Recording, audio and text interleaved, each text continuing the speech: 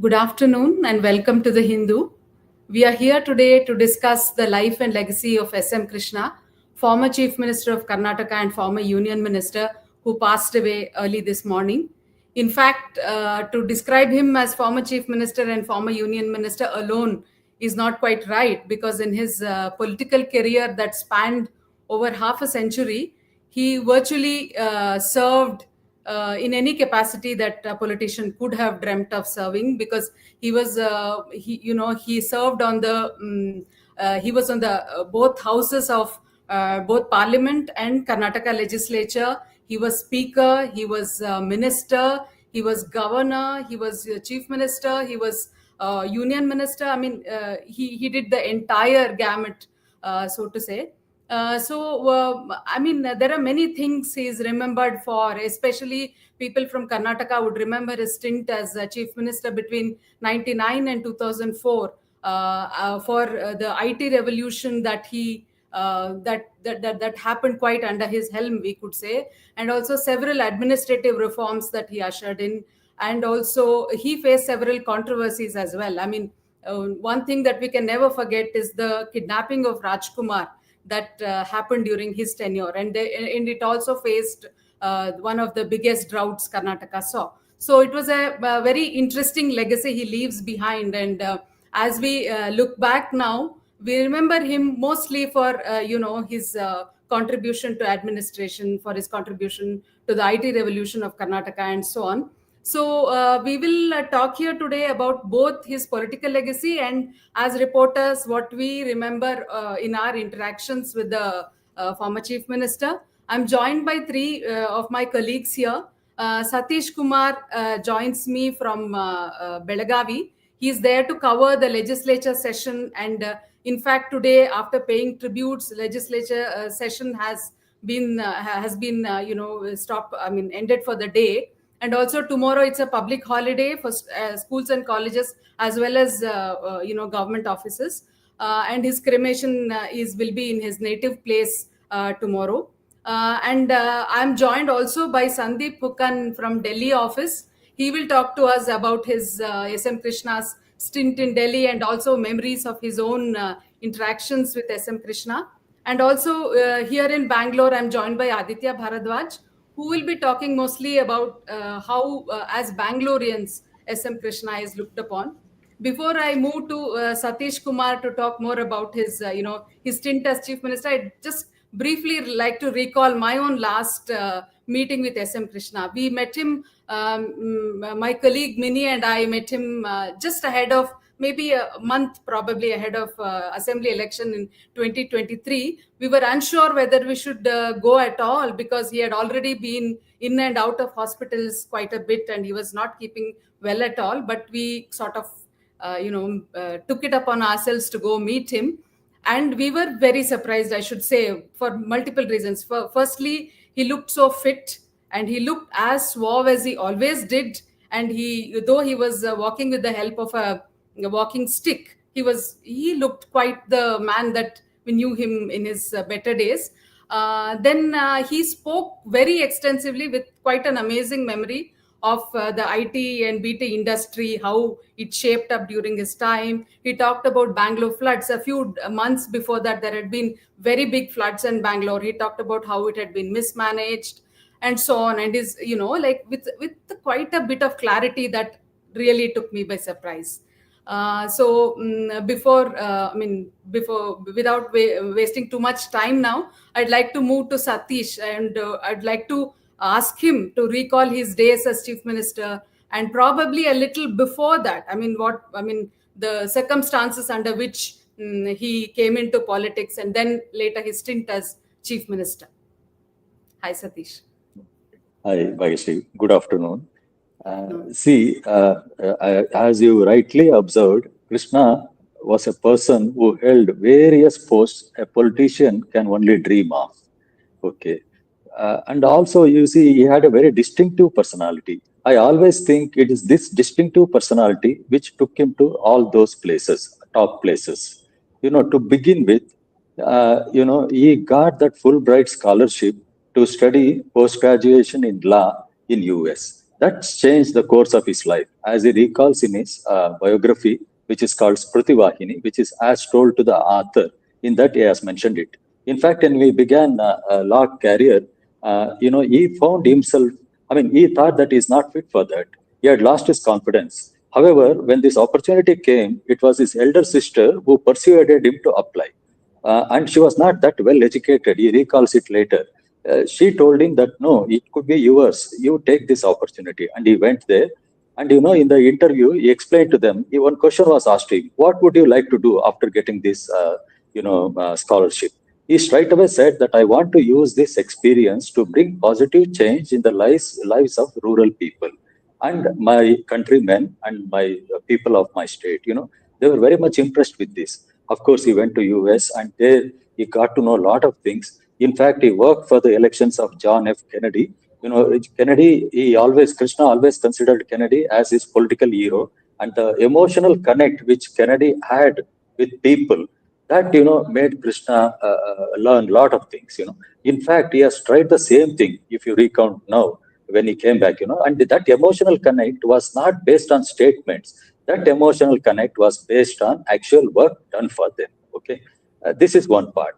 So he was being seen as a distinct personality. So when he returned to his hometown, or rather village, Somanahalli from US, Krishna himself was surprised because people welcomed him with 100 bullock carts then in 1962, around 1962. Okay, and that's changed the course of his time. And he was wondering what he should do. But in the next 1 week, there were invitations from various villages for him to go there and address the youth there. And he spent about a month like that, and he became a hero. And there was one towering personality from Congress leader called H.K. Veeranagowda. And there was an assembly election. And everybody suggested that Krishna should take on him. Even the stalwarts were afraid of contesting against Veeranagowda, but Krishna contests as an independent and he wins. And that's something amazing. And that's something amazing. That changed the course of his, what he say, political career. And of course, the learning never stopped there. In the assembly, he realized that people started seeing him as not a practical person. Then he started going to people, he started understanding their problems, and all these things happened. And later on, we all know that he even entered Lok Sabha and he came back to assembly, he contested again, he won, and all those things happened. He made a mark for himself. And when he became CM, what we must appreciate is, most of the people think he focused only on Bangalore. Anyway, Aditya is going to say all those things, whatever he has done for Bangalore. But let me just tell you, his development or his initiatives were not confined to Bangalore alone. But somehow people got to be, somehow they tried to tie him down only to Bangalore. In fact, just while paying homage today, H.K. Patil, who is presently law minister, and then he was the irrigation minister of North Karnataka, he told the legislative assembly, see, Krishna gave me the specific task of improving the lives of North Karnataka people through irrigation development.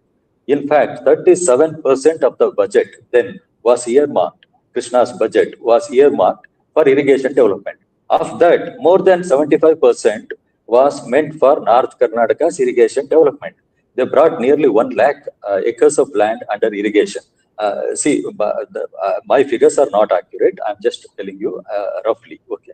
And then particularly they focused on full utilization of Krishna waters, which had been allotted to us by the tribunal, Krishna Water Disputes Tribunal. They took various measures to complete related projects, related works related to, in connection with the Almaty Dam and Upper Krishna project. That brought in a lot of positive changes. And more than anything else, he made first ever concrete effort, to bring in development by forming Dr. Nanjundappa committee to look into regional imbalances. It focused the entire state, but it gave more focus on North Karnataka. And that came out with a pragmatic approach-based report, and which Krishna took up for implementation. So today, if there is any development in North Karnataka, that is because of Krishna. What I mean to say is, in the last these years, he gave some kind of a systematic approach to development in North Karnataka. As you know, Nanjundappa committee identified the backward taluks, most backward taluks, more backward taluks, and identified the areas where they were backward. and assessed the quantum of funds which were required for development. And those funds were given on priority. Of course, it took more than 8 years. It was not just Krishna alone who gave the funds. Subsequent chief ministers too gave the funds. Okay. In addition to this, he brought in Yashaswini. This is health insurance key for those who are part of cooperatives. Apart from this, he took up what is called Jala Samvardhana, under which several ponds were cleared of silt. This is called desiltation projects. This was in a way a big effort towards rainwater conservation in a state like Karnataka, which has largest extent of drought-prone land, next only to Rajasthan. I repeat, next only to Rajasthan. Okay, Yeah. these were the forward-looking measures which helped change the course of our development. And of course, it's not alone. He introduced midday meals and all these kinds of schemes too. Okay. And more than anything else, in my experience as a journalist, he's the only chief minister whom I have seen who had so much control, tight control over administration. He's really an able administrator. And another point I want to make is, at a time, in Krishna's time, populism and caste politics dominated the scene. But he was being seen as a reformist icon. He broke all these traditions, and it requires courage to break from these traditions. That's what Krishna did, Bageshree. Okay. And What you if say you is want me to, interesting. Yeah. please, Because please. Yeah. he belonged to the Vokalika community, but when we look back at him, whatever may have been, I mean, he's in Karnataka politics, caste calculations always play a role in who comes to power and who doesn't. That is a given. But still, when we Yeah. look back at his legacy, we don't remember him so much as a hero of a specific caste. Even at a time when we are Yes, yes, inclined to yes. bind everybody to their caste, we remember him for many other things, whatever may have been, however caste calculations may have helped him in Yeah. coming to power, but at least we Yeah. can say that that was not the legacy for which he is known now. That is a very interesting observation. Also, Yes, Satish, yes. two things I wanted to ask you besides this. One is the challenges he faced as the chief minister, that is one thing. And then after that, something that you personally remember about SM Krishna when you covered him as the chief minister and later. In fact, in the later years, he joined the BJP. So if you want to, as a person who Yes, covers the yes. BJP, if you want to say something about that also, it would be Yes, interesting. yes, Bhagashree. First, you mentioned about these caste calculations and other things. It was a bold move on his part not to get identified with one particular community. Though his father, Mallaya, himself was a dominant personality in the community, Krishna, he expanded his horizon beyond the community, as all of us know. It was a gamble, more than a gamble, it was a big, initiative. He believed in development. He thought that if there is an assured development, then people from all communities, including his own community, will respect him and, will not tie him down to any particular community or will not take cudgels just because he was not confined to any particular community. Okay, that apart, when he became chief minister, though he had a thumping majority, unfortunately he was faced with several challenges. To begin with, there was 3 year consecutive drought. The drought particularly affected his own home district of Mandya because the flows in the Kaveri River dwindled and there were protests and there were farmer suicides and whatnot. And this led to, a series of legal battle. In fact, Supreme Court itself intervened and he had taken Padayatra and he had to end that. And there were a lot of legal tussles and all those things. That apart, Kannada matinee idol, Dr. Rajkumar was kidnapped by Forest Brigand Veerappan during his tenure. Those days, we just cannot imagine, the entire state, the law and order, it was at the mercy of somebody. And Krishna managed it well. And that is not all. After that, former Minister Nagappa was kidnapped and he was killed. And Krishna handled it well. And these were some of the challenges which Krishna faced. These were not ordinary challenges. But what we should understand is, amidst all these challenges, he ensured that development or administration did not lose his grip. That was his hallmark. And another thing which I noticed as a journalist is, he never stood on prestige. He never had any false prestige. If he had announced that some project will have to be taken up and if there were protests and all those things, and if he realized that it was not worth it, he would always shelve it. In fact, I myself as an agriculture reporter, had written series of articles about the proposed biotechnology park which would come up in Agricultural University, University of Agricultural Sciences, Bangalore's GKVK campus in Bangalore.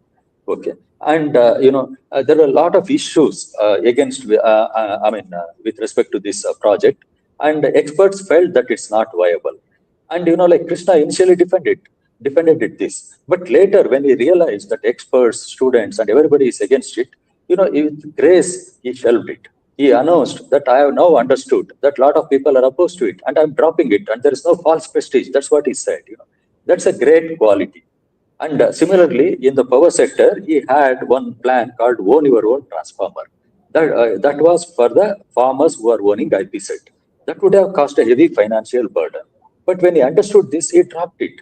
He would never carry any kind of animosity against anyone. That was his hallmark. And also before coming to his fag end of career, let me take you back to my association with him when he was set to become chief minister and when he headed KPCC, or rather Congress party as its president. That was in way back in 1999, and I had the opportunity to travel with him. It was called Panchajanya Yatre. It was nothing but a pre-poll tour. Okay, and all senior leaders, including Ghulam Nabi Azad from AICC, and here Mallikarjun Kharge, who is now AICC president, was then a prominent Congress leader from Karnataka, and HK Patil too was there, and Dharam Singh was also there. All of them, traveled in a bus. I also had the opportunity to sit with them. At the time, one thing was amazing. Whatever promises he made, Krishna, were all genuine. He never tried to impress anybody. That was one thing, which struck me.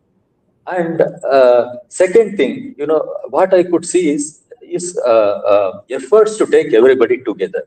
He never tried to show off his power. He never tried to say, I am supreme, all of you obey, fall in line. And these kinds of things were not there. He would request everybody to follow discipline. He would make efforts to convince others to mend fences. There were Congress was a big party then, because BJP was not a political force to reckon with then in Karnataka. So at that time, Congress image was something different. Obviously, all the differences too were there in some of the district units. But the way in which he handled was amazing. He had humility. He had the opportunity to be member of all these prestigious people's representatives houses, and also governor and all those things. But the hallmark of his personality is his humility, and also his knowledge, his expertise, and his decency in public behavior. That would always give him some sort of a power to deal with things. Okay, and okay, let me now come to the last part, fag end of his career. He gracefully distanced himself from active politics. If you have observed, when he joined BJP, that may not have worked properly. But he was not a person to say that I came to BJP with something, but nothing happened. These kinds of things he never spoke. He gracefully said, I am aged. I've got right to distance myself from politics. And he gracefully distanced himself from politics. That was something amazing. And today, Home Minister Parameshwar was saying, that when Krishna was the CM, Parameshwar was higher education minister. Like Krishna would even speak to youngsters like him then while making any decisions. In the sense, he would talk to everybody, take everybody's views, and arrive at a consensus decision. And his vision for development was something amazing. Like he broke from the traditions. That was very important. That's all, Bageshree. Thank you, Satish, for joining us all the way from Belgavi, despite all the Thank you. issues, tech issues. Thanks a lot. Thank Now you. we'll move to Delhi, where we are joined by Sandeep. Sandeep, are you there?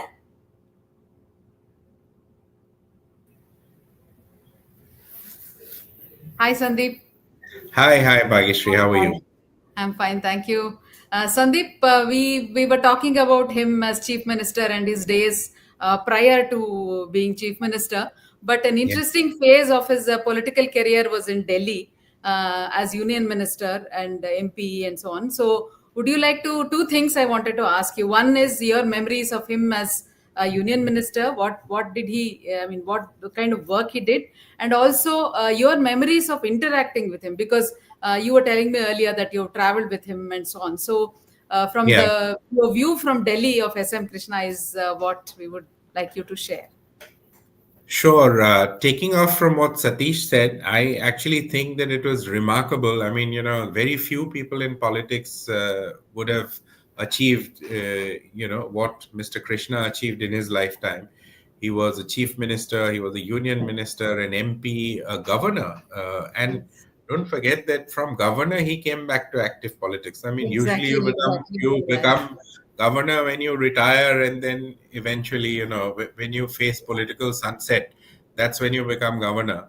But he actually came back from being governor of Maharashtra, if I recall correctly, and then he came back to being union minister, the external affairs minister. And I would say that he took up the challenge at a crucial time. This was the time uh, post 26/11, after the 26/11 terror attacks in 2008. So, as India's external affairs minister, he was constantly dealing with the world, with United States, impressing upon the world on the need to fight terrorism in one single voice, taking up strongly uh, the case of Pakistan becoming a terrorist haven, and so on. In fact, I recall, if I recall correctly, there was a meeting that he had in with his Pakistani counterpart, where the Pakistani counterpart had actually complained or had gone public saying that India's foreign external affairs minister was receiving too many phone calls from New Delhi, trying to indicate that he was under some kind of pressure from New Delhi to toe a particular line. Okay. But Mr. Krishna kind of brushed it aside and focused on the job in hand, which was, try and press for action against Hafiz Saeed, the Lashkar-e-Taiba chief, which who was in Pakistan, and so that was the kind of uh, and he had an old world, um old school type of politician. Very calm. He wouldn't get hassled, and he will go about doing his job. And he don't forget that he was perfectly fine in terms of accepting this job, because he was a much traveled chief minister. Yes. In fact, I recall uh, Bageshree, that from the outside, from a young reporter in Delhi at that point of time, when he was chief minister between 99 and 2004, I remember the competition he used to have with his counterpart in then undivided Andhra, Chandrababu Naidu, who were both competing that which state becomes the tech hub of India. I mean, Bangalore had already established its lead, or Bangalore as it's called now, and Mr. Naidu was, coming up with his plans of Hyderabad becoming the Cyberabad. So he was always seen as somebody who was a modernizer, who would try new things in whichever role he performed. And I think that was again seen even in his role as the external affairs minister. If I recall correctly, he was the first minister to have tried out technology, the changeover to technology in terms of giving out passport. He had, I think, hired a tech firm to do a pilot project in terms of streamlining the application process for passport. Bageshree? Okay.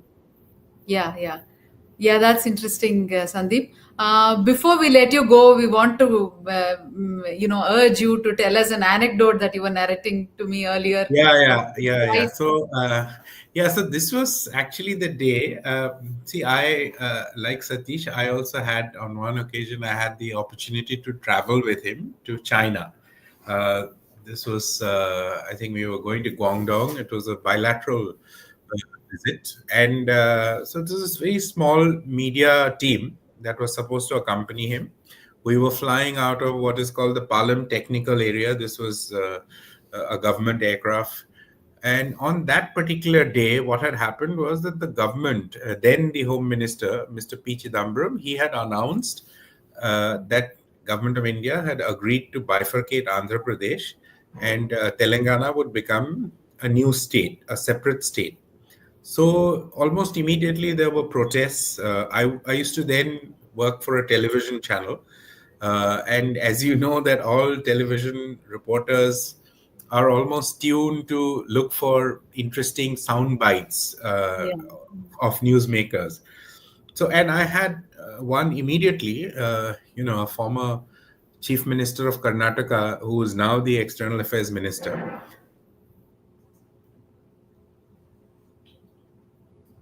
Did we lose? Sandeep, can you hear us? Okay, I think some issue with the connection with Phukan. Unfortunate that we couldn't hear the entire story. We'll try and link back to him before we wind up. Now I would like to go over to Aditya. So from China, we zoom back to Bangalore. So Aditya will talk to us more about two, three things that we associate SM Krishna and Bangalore with. One is that he is credited with being the the architect, so to say, of the ITBT revolution in Bangalore. Whether that is a legitimate claim, that is one thing. And second is that he's also associated with changing the nature of administration in Bangalore. So these two things, and also probably will also ask whether his own contemporaries, how they looked at his vision of Bangalore, which was pretty radically different from how politics and administration functioned previously. So one by one, probably we can go into these three questions before we wind up. Aditya? Hi. Yes. Hi. So while SM Krishna was like the face of the IT revolution in Bangalore, actually the IT revolution had preceded him. So by the time SM Krishna became the chief minister in 1999, Bangalore was already leading in ITBT field. But what probably why he is often credited with the ITBT revolution is that there was no legitimate political face or political leadership that was openly associated with the ITBT revolution and the changing nature of Bangalore till then, till SM Krishna came.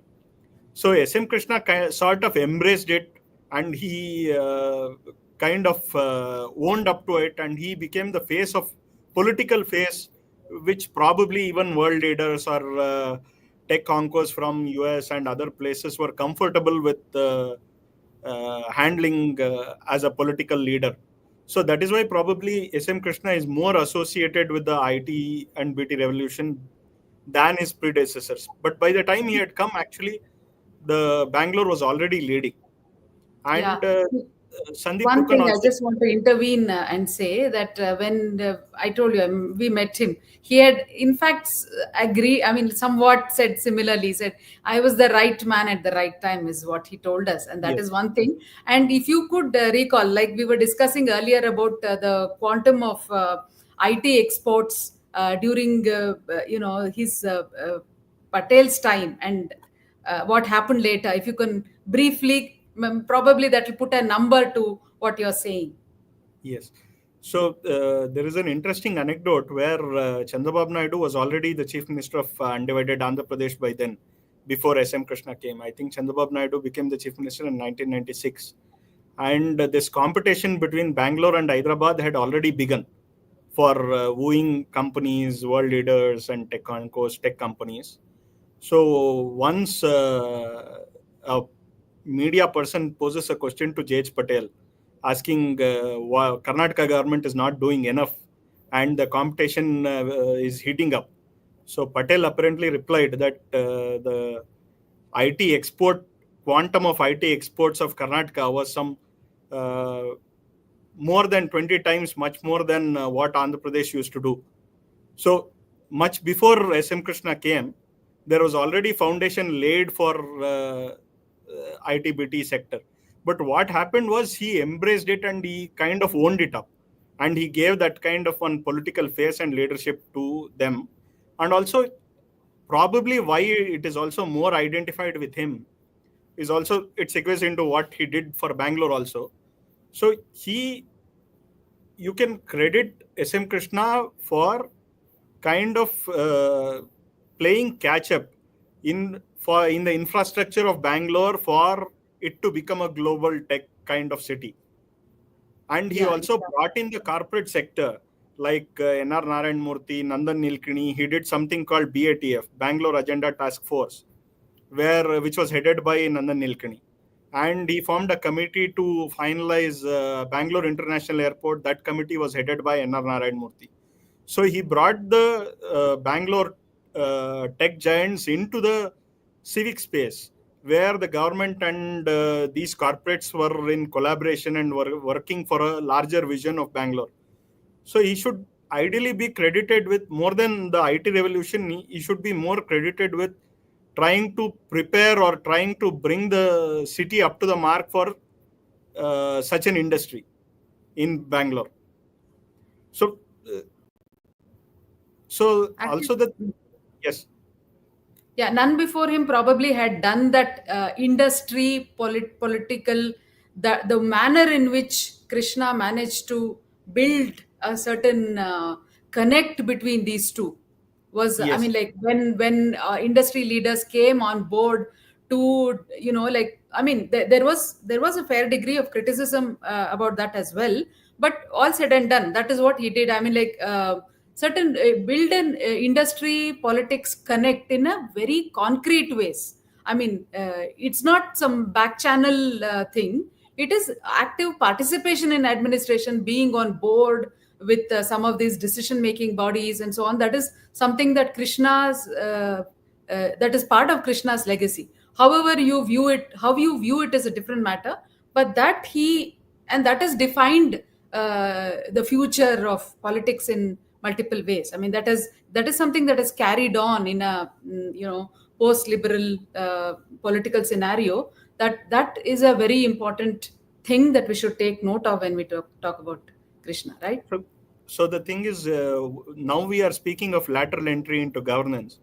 Probably BATF was one of the first such experiments of lateral entry, where people like Nandan Nilekani came and headed BATF.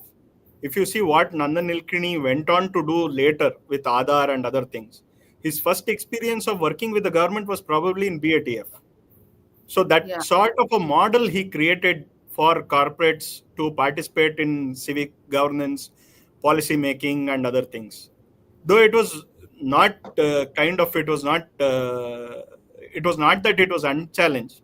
It was challenged, and there are many criticisms about this model. There are many reforms that this model brought in, which were probably couldn't have happened without this kind of a setup. For example, if you remember, there were dustbins at every street corner of Bangalore before that. So it was under BATF which said that we will make the city bin free for visual cleanliness.